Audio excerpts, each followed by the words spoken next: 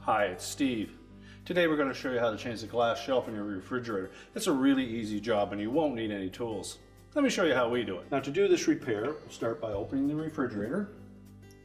If your glass is still intact, we're just going to remove the whole shelf. We'll begin by removing either the front or rear trim. Now to remove that trim, we're simply going to roll it away from the glass.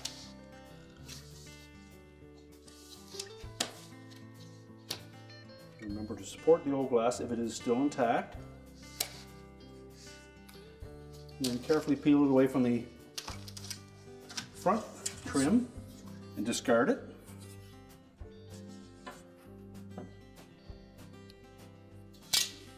We'll then take our new glass shelf and we'll start by inserting it into that channel on that front trim.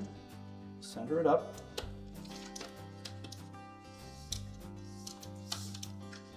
Fully insert it into that trim.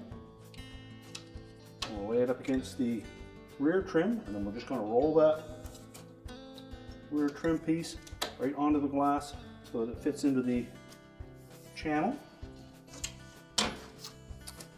And we can then reinstall the shelf into the refrigerator.